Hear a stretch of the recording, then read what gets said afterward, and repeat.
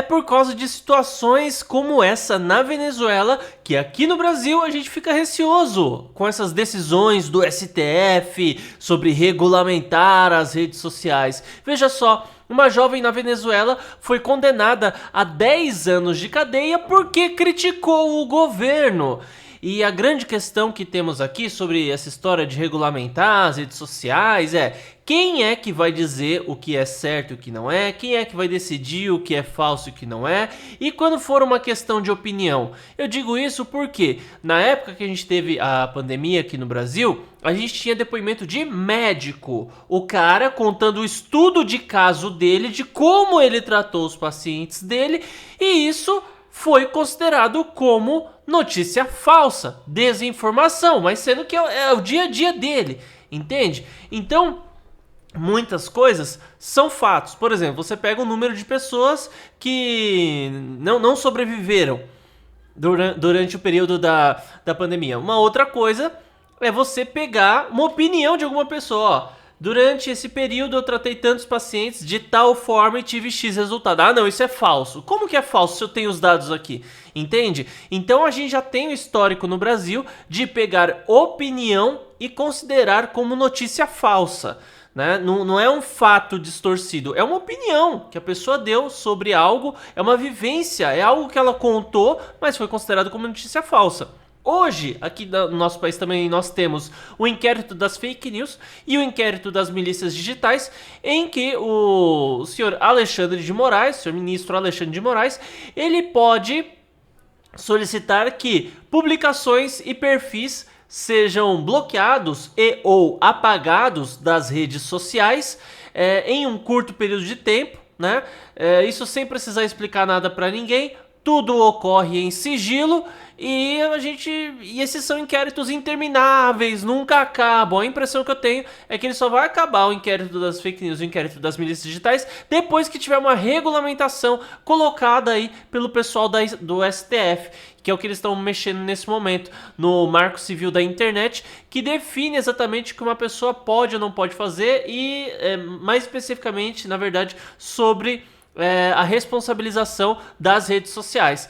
Então, para você entender essa história, se a gente tem hoje a Tramontina fabrica, por exemplo, facas, né? Então você pode pegar uma faca, passa na manteiga, passa no pão.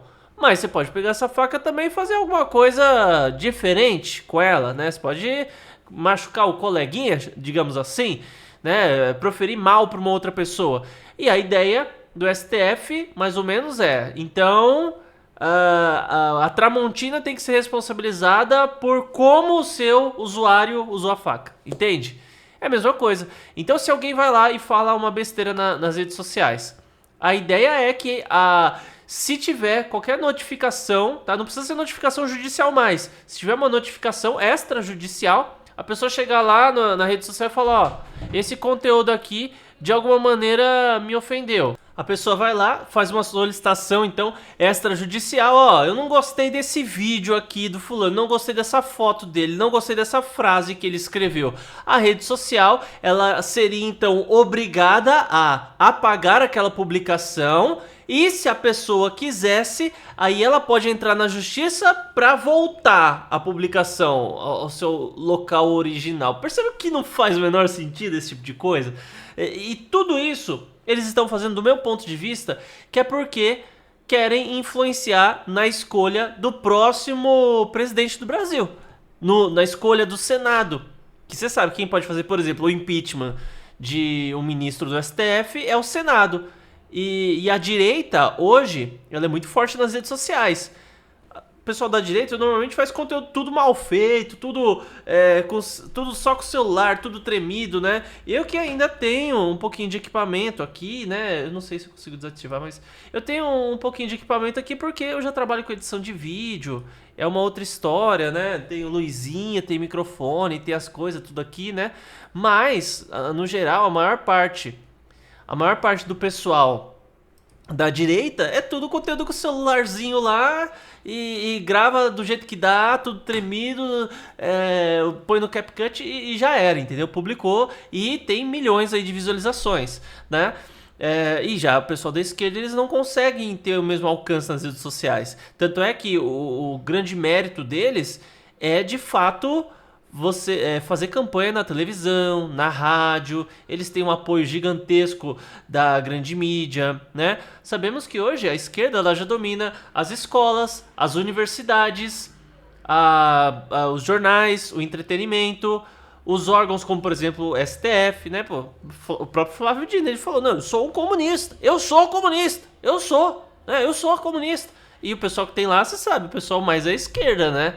É o quê? O mais à direita que tem lá é um centro-esquerda, um PSDB. É isso, né?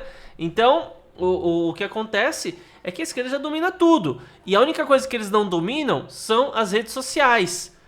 E é isso, justamente isso que eles querem bater. Eles querem bater nas redes sociais para eles dominarem o país todo, dominar na marra, né?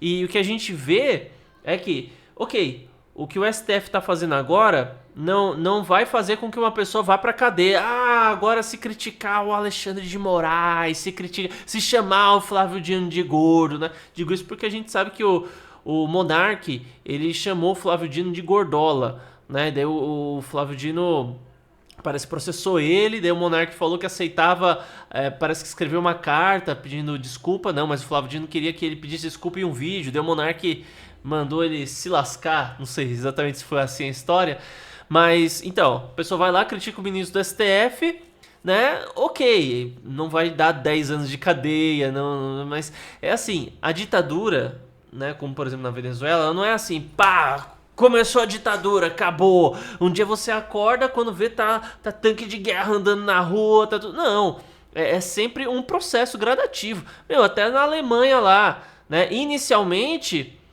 o pessoal. Deixa eu usar palavras que não sejam pejorativas aqui, nem ruins, né? Ó, o pessoal que tem. O povo do qual. Ah, judeus, vai. Eles não eram perseguidos no começo lá. Eles não eram. No começo, não.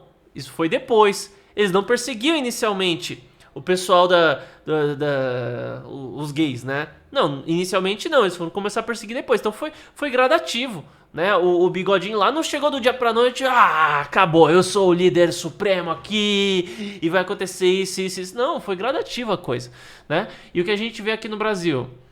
Ó, inquérito das fake news e das milícias digitais. Depois rola, né, que postagem que você disse pode ser apagado. Daí depois, além disso tudo, o governo quer implementar a regulamentação das redes sociais. Não consegue, daí vem o STF para regulamentar. Então assim, começa a ser uma situação um pouco estranha, cara.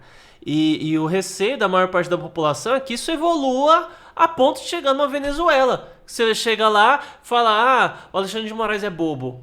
O Flávio Dino tá acima do peso. Ah, o Barroso soltou Barroso. Sei lá, você fala alguma coisa assim, daí chega lá, né? Inicialmente seu vídeo é apagado, passa um tempo, não é nem vídeo apagado, você pode ser processado e preso. Entende? Entende a loucura que o Brasil tá entrando? O buraco para qual a nossa nação está indo por conta de más decisões? É essa a questão, né? Mas comenta aí o que você acha a respeito do assunto, aproveita, se inscreva no canal, ativa o sino das notificações e deixa um like no vídeo. Até mais!